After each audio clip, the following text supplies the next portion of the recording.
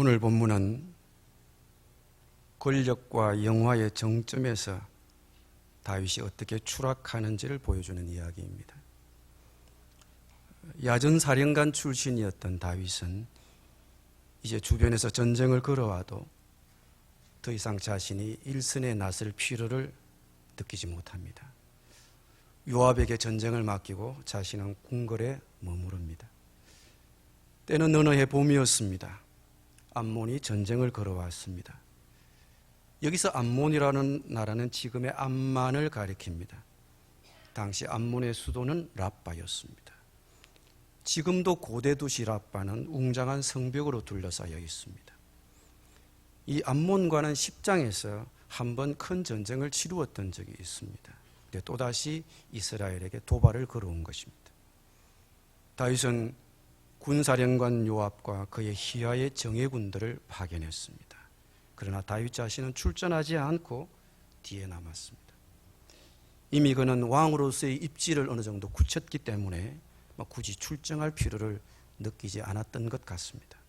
그런데 이것이 화근이었습니다. 자신의 백성들과 함께 출정하지 않고 일선에서 물러나 있었다는 것은 좋지 않은 것 같습니다. 집에 머문다는 것은 어쩌면 그의 긴장이 풀어졌다는 것을 의미합니다. 뒤로 물러나 있다는 것은 그리 좋은 선택은 아닌 것 같습니다.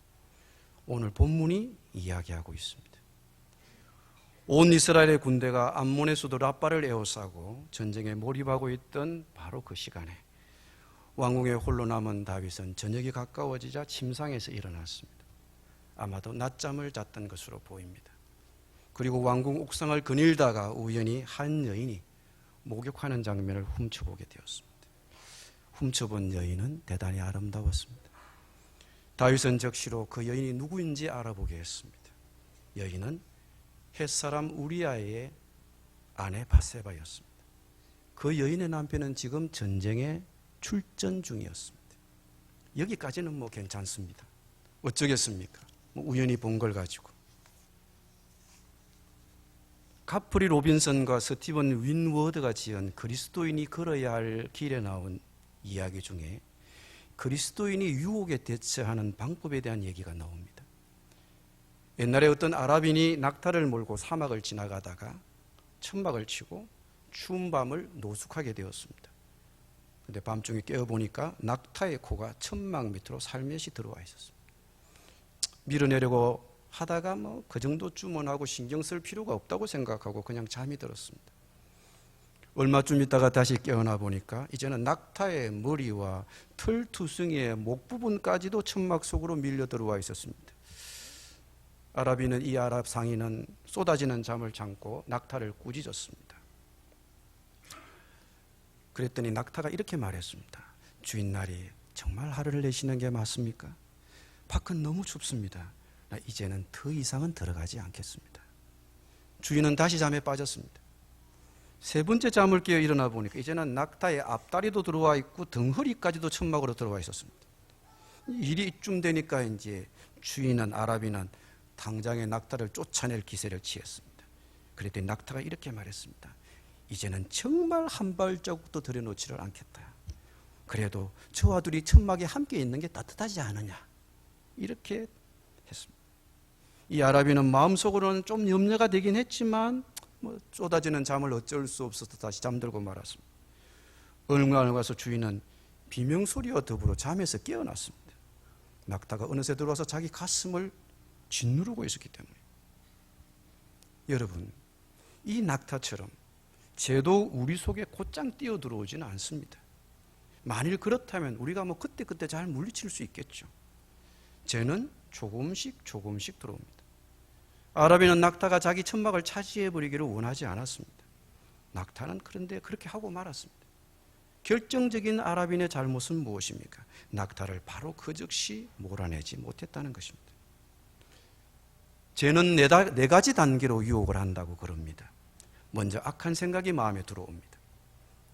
이 악한 생각을 초반에 물리치지 못하면 다음에는 상상이 마음을 지배하게 됩니다. 이게 마음으로 그림을 그리는 것입니다. 그렇게 상상을 통해 그림을 그리고 나면 그 악을 실행하고 싶은 욕망이 생기는 것입니다. 그러면 그 다음 단계는 행동으로 옮기는 것입니다. 여러분, 누구라도 악한 생각이 자신의 머릿속에 들어오는 걸 막을 수는 없어요. 모든 사람은 유혹 앞에 노출되어 있습니다. 악한 생각이 상상이나 욕망의 단계로 넘어가지 않도록 막을 수는 있습니다.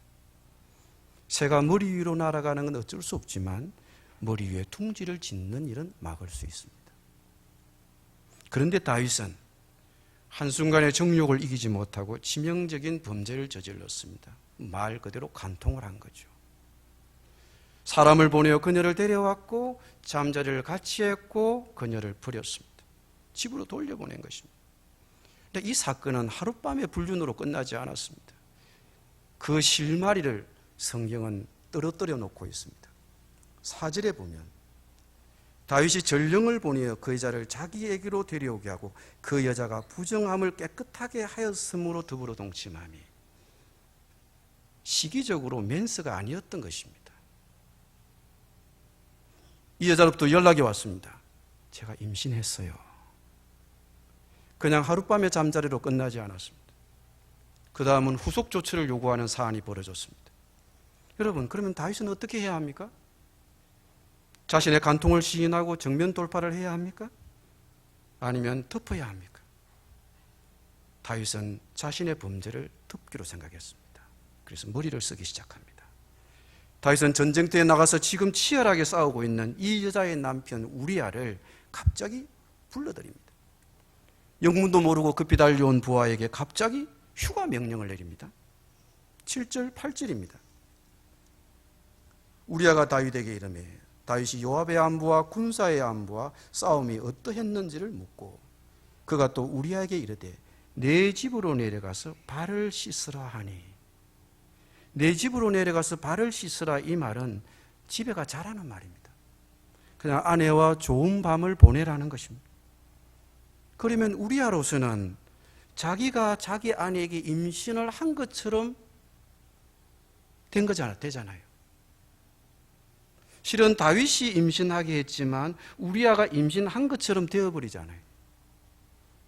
우리아도 그렇게 생각할 것이고 자신의 불륜을 통해 생긴 아이를 우리아의 아이인 것처럼 덮어씌우려고 하는 것입니다. 지금 물론 우리아로서는 이 내막을 알 리 없죠. 무엇보다 우리아는 충직한 군인이었습니다. 그는 자신의 동료들이 전선에서 불편하게 야영을 하고 있는데 자기 혼자만 집에 내려가서 아내와 잠자리를 같이 한다? 우리아로서는 받아들이기 힘든 제안이었습니다. 아무리 휴가라 하지만 그는 집으로 내려가지 않고 왕궁문에서 보초를 서는 군인들과 함께 잠을 잤습니다. 다윗의 뜻대로 다윗의 의도대로 일이 풀리지 않았습니다. 이 사실을 보고받은 다윗은 그를 불러서 다시 한번 집으로 내려가도록 종용했습니다. 그게 10절입니다. 어떤 사람이 다윗에게 아뢰되 우리아가 그의 집으로 내려가지 아니하였나이다. 다윗이 우리아에게 이르되 내가 길 갔다가 돌아온 게 아니냐. 어찌하여 내 집으로 내려가지 아니하였느냐. 내가 길 갔다가 돌아온 게 아니냐. 이 말은 고단하지 않니? 피곤할 텐데 불편하게 막사에서 자니 집에 가 자지 이 말입니다. 근데 충직한 부하였던 우리아로부터 돌아온 대답은 지극히 감동적입니다. 11절입니다. 우리아가 다윗에게 아뢰되 언약궤와 이스라엘과 유다가 야영 중에 있고 내 주 요압과 내 왕의 부하들이 바깥들에 진치고 있거늘 내가 어찌 내 집으로 가서 먹고 마시고 내 처와 같이 자리이까. 내가 이 일을 행하지 아니하기로 왕의 살아계심과 왕의 혼의 살아계심을 두고 맹세합니다. 여러분, 다윗에게 우리아가 말하기를 언약궤와 이스라엘과 유다가 야영 중에 있다. 언약궤가 야영 중에 있다는 이 언약궤는 하나님의 임재를 상징합니다. 언약궤가 군대와 함께 야영 중에 있다는 말은 하나님이 지금 전쟁 중이시다는 것입니다. 하나님이 지금 전쟁 중인데 내가 어찌 쉴 수 있느냐는 거죠. 하나님이 지금 전투를 직접 지휘하고 있는데 내가 어찌 쉬나 이거죠.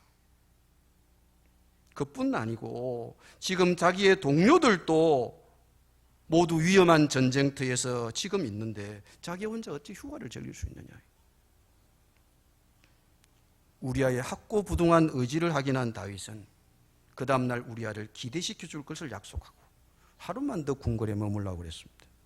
그날 밤은 그렇게 지나갔습니다. 다윗은 얼마나 애가 탔겠습니까? 이거 빨리 덮어야 하는데. 자신의 계략이 먹히지 않으니까 속을 태웠겠죠. 그 다음날 다윗은 다시 한번 시도했습니다. 이제는 좀 술의 힘을 좀 빌려봐야 되겠다. 술자리를 마련했습니다. 취하면 자기 집으로 가겠지. 그러나 우리아를 식탁에 불러놓고 먹고 마시고 취하게 했지만 이번에도 자기 집으로 내려가지 않습니다. 대충 술 취하면 자기 집으로 가지 않나요? 우리아는 좀 별난인 사람 같아요. 그날 밤도 병사들과 함께 왕궁 막사에서 잤습니다. 자신의 죄를 덮어보려고 하는 주군과 충직한 신하 우리아, 너무 대비적으로 비교되고 있지 않습니까? 그날 밤을 보낸 다윗은 문제가 그렇게 호락호락하게 끝나지 않는다는 것을 알았습니다. 다음날 아침 우리아를 부른 다윗은 장군 요압에게 보내는 비밀 서신 한 통을 들려서 그를 전쟁터로 보냈습니다. 14절 15절입니다. 아침이 되며 다윗이 편지를 써서 우리아의 손에 들려 요압에게 보내니 그 편지에 써서 이르기를 너희가 우리아를 맹렬한 싸움에 앞세워두고 너희는 뒤로 물러가서 그로 맞아 죽게 하라 하였더라. 이제 아예 죽일 각오를 하는 거죠. 맹렬한 전투가 벌어질 때 우리아를 전진 배치시켜 놓고 군대를 뒤로 빼라는 것입니다. 우리아 맞아 죽게. 다윗은 지금 자신의 범죄를 덮어버리기 위해서 충직한 부하 한 사람을 죽이려고 하고 있는 것입니다. 부하를 죽여서라도 내 죄를 지우고 싶은 거죠. 여러분, 이처럼 범죄한 사람은 완전 범죄에 대한 유혹이 있습니다.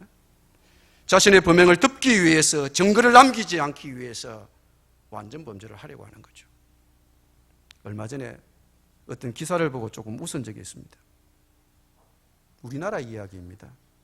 어떤 40대 여교사가 자신의 간통 사실이 발각이 되자 상대 남성에게 성폭행을 당했다고 거짓말을 했다가 징역 1년을 선고받았습니다.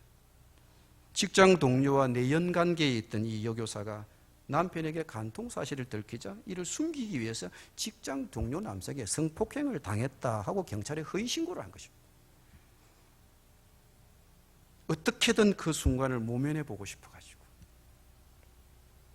지금 다윗도 마찬가지예요. 어떻게든 이 순간을 좀 덮고 지나가고 싶은 거죠.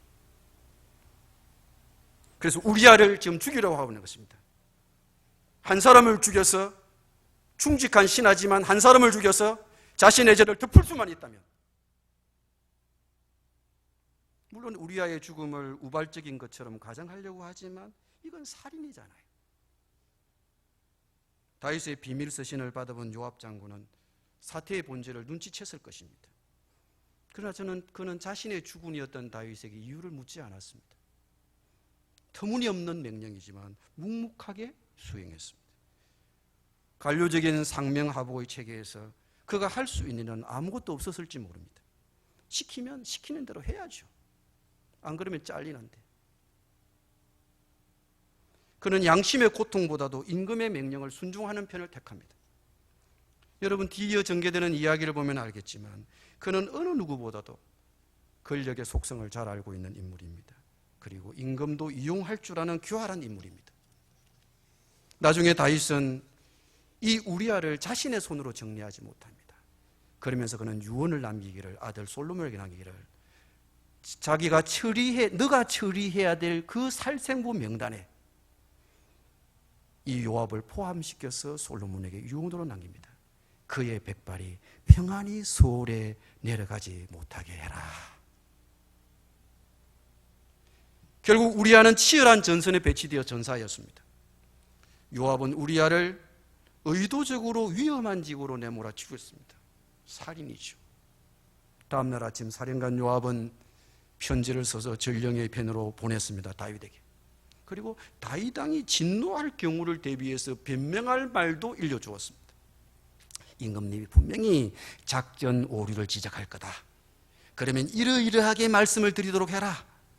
아니나 다를까 전령의 보고를 맞자마자 왕이 대노했습니다. 전쟁을 왜 그렇게 무모하게 하냐? 위험한 곳에 왜 준비 없이 가서 싸웠냐? 이때를 위해서 장군 요압이 미리 준비해 준 말이 있었죠. 호된 구중을 들은 이 전령이 요압이 시킨 시나리오대로 다음 말을 전하였습니다. 24절입니다. 할 수 없는 자들이 성 위에서 왕의 부하들을 향하여 쏘매 왕의 부하 중 몇 사람이 죽고 왕의 종 햇사람 우리아도 죽었나이다 하니. 얼마나 듣고 싶었던 말입니까? 얼마나 기다렸던 소식입니까? 다윗의 답변을 들어보죠. 25절. 다윗이 전령에게 이르되 너는 요압에게 이같이 말하기를 일로 걱정하지 마라. 칼은 이 사람이나 저 사람이나 다 삼키느니라. 뭐 칼이 사람 칼이겠느냐? 우리가 싸움하다 보면 그런 우발적인 일도 일어날 수 있지. 뭐 전쟁이나 성공적으로 잘 마치고 귀가하도록 해라. 자신의 살해 지시로 우리아를 죽였지만 다윗은 우리아의 죽음을 그냥 병가지 상사 정도로 치부한 것입니다. 남편의 전사 소식을 들은 우리아의 아내 바세바는 통곡했습니다. 상이 끝나자 다윗은 사람을 보내어서 우리아의 아내를 데려와서 아내로 삼았습니다. 그리고 그들 사이에서 아들이 태어났습니다. 모든 것이 다윗이 생각한 대로 잘 끝난 듯이 보였습니다. 완전 범죄가 된 거죠. 그러나 성경은 이 사건을 이렇게 논평하고 있습니다. 27절입니다. 그 장례를 마침에 다윗이 사람을 보내 그를 왕궁으로 데려오니 그가 그의 아내가 되어 그에게 아들을 낳으니라. 다윗이 행한 그 일이 여호와 보시기에 악하였더라. 그냥 다 듣고 지나간 듯이 보이는지 모르겠지만 하나님이 보시기에 악했다는 것입니다.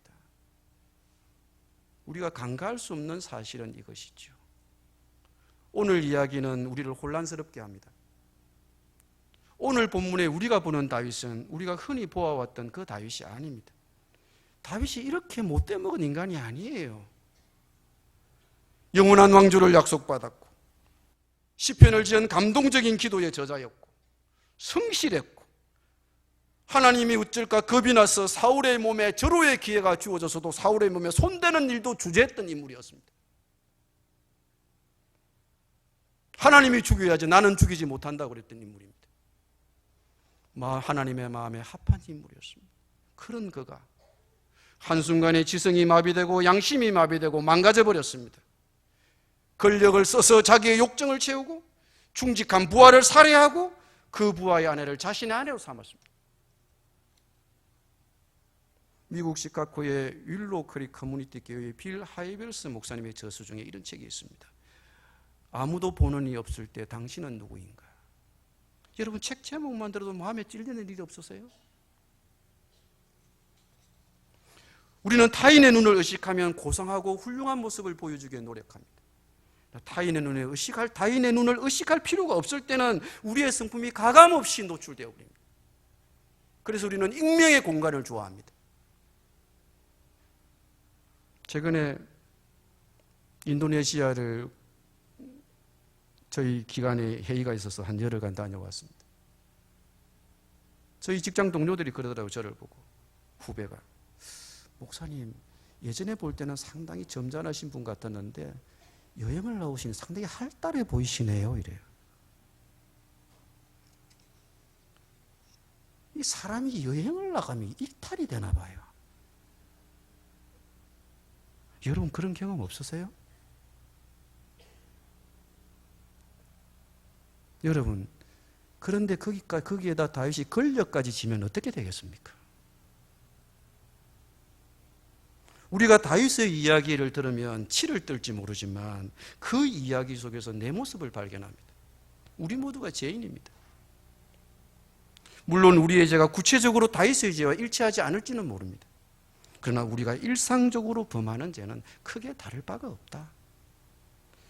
특히 한순간의 정욕과 범죄는 돌이킬 수 없는 치명상이 될 수 있고 그것으로 그 인생이 끝나버릴 때도 있습니다. 최근에 기사를 보니까 10대와 성관계를 맺은 교사가 교직을 영구히 박탈당한 기사를 보았습니다. 영국 이야기입니다. 혈기왕성한 23세 청년 교사였던 이 애킨슨이라는 친구가 호텔 나이트클럽에서 시간을 보내던 중에 마침 친구가 떨어져서 홀로 있는 한 미모의 여성에게 마음이 끌렸습니다. 이 여성과 달콤한 말을 주고받은 뒤에 즉시 호텔로 이동해서 뜨거운 밤을 보냈습니다. 이 여성의 나이가 그때에 17살이었습니다. 당시에 현장에서 혹시 미성년자와 썸씽이 있는가 조사하던 지역 경찰에 의해서 애킨슨의 행위가 만천하에 드러났습니다. 경찰 조사 후에 이 교사는 교원 징계위원회로 넘어갔습니다. 오랜 기간 동안 이 교사의 자격 유지를 두고 논란이 많았습니다. 징계 심사 기간 동안 애킨슨은 본인이 억울하다, 의도하지 않은 실수였다, 청원을 여러 번 제기했습니다. 그러나 학교에서 해고가 되었고 징계위원회도 그의 교직 자격을 영구하게 박탈해버리고 말았습니다. 애킨슨은 당시에 무척 젊었고 고의성이 있었던 것은 아니다, 이런 동정 여론이 일부 있긴 했지만 이 애킨슨이라는 친구는 충분히 반성하지 않았고 양심의 가책도 보여주지를 못했습니다. 한순간의 정욕이 인생을 망쳐버린 것입니다. 우리 주변에도 그런 사람들이 들어 있습니다. 그래서 더 이상 재능이 더 이상 꽃을 피우지 못하고 그냥 그 자리에서 주저앉아 버린 분들이 있습니다. 안타까운 일이지만 이게 사실입니다. 다윗도 한순간의 정욕을 이기지 못했습니다. 그래서 온 집안을 수렁으로 몰아넣었습니다.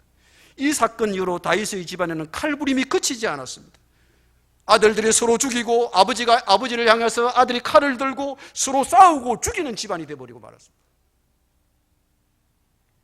왜 다윗 같은 인물이 이런 범죄를 고의적으로 저질렀을까? 왜 다윗 같은 인물에게 이런 일이 일어날 수 있느냐? 왜 수도사와 같은 다윗에게 이런 일이 일어났나? 첫째로 그는 죄인이기 때문입니다. 죄로부터 자유로운 사람은, 유혹으로부터 자유로운 사람은 아무도 없습니다. 모두 다 죄의 충동을 갖고 있습니다.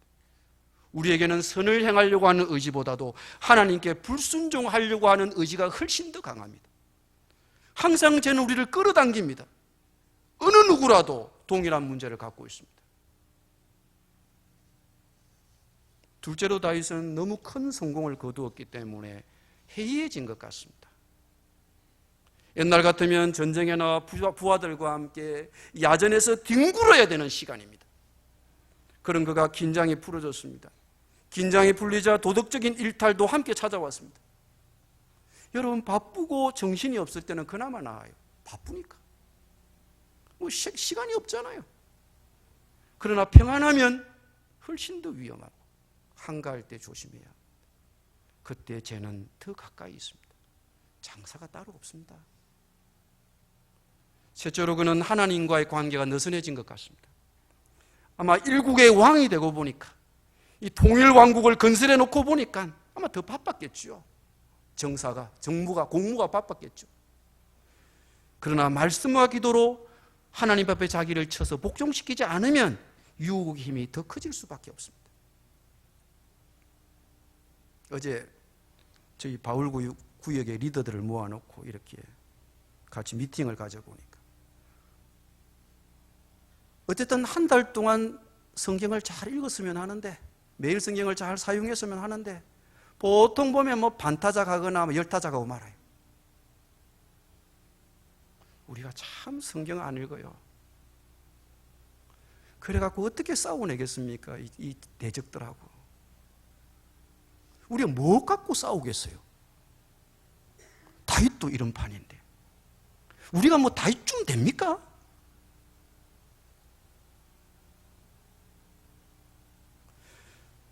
바세바를 보고 우연히 욕정이 일어난 것은 그의 하나님과의 관계가 느슨해졌다는 것을 보여주고 있습니다.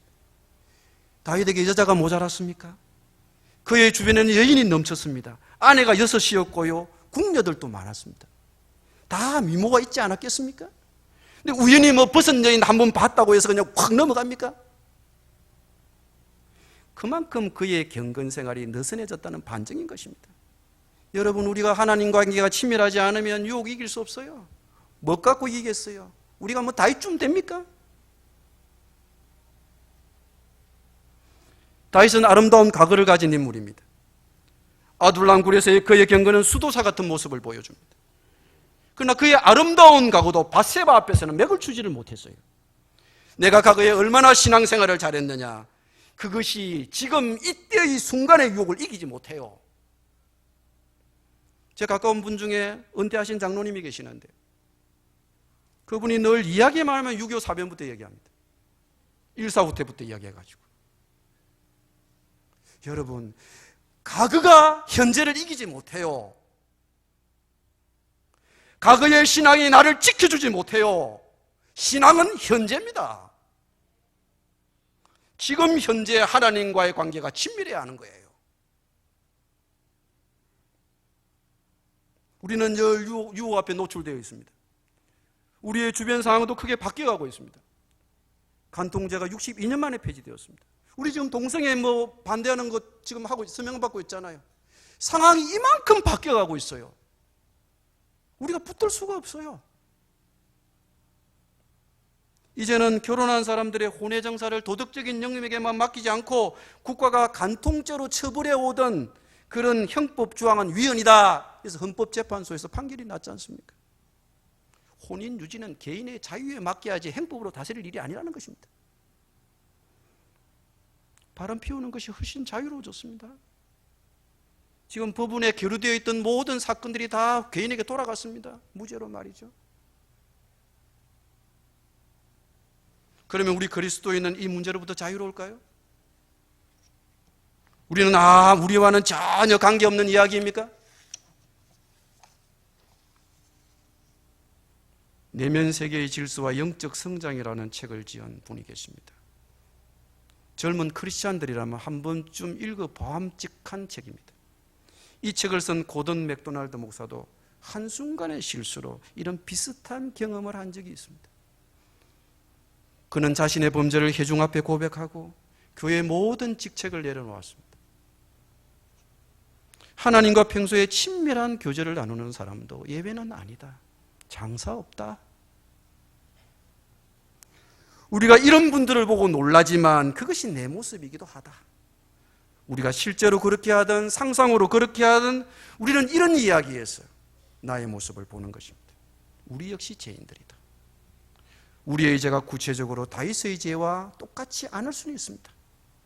그러나 늘 유혹이 우리 앞에 있고 죄가 우리 앞에 있다고 반복된다는 점에서 우리의 죄 또한 다윗의 죄와 본질적으로 다르지 않다. 유혹이 내 마음에 둥지를 짓지 않도록 늘 깨어서 유혹을 이기시는 여러분이 되시기를 바랍니다. 어떻게 해야 합니까? 말씀과 기도로 매일 규칙적으로 무장해야 합니다. 자신의 경건 생활을 더욱 다져야 합니다. 유혹 앞에 노출할 때 우리가 쓸 수 있는 무기가 있어야 되잖아요.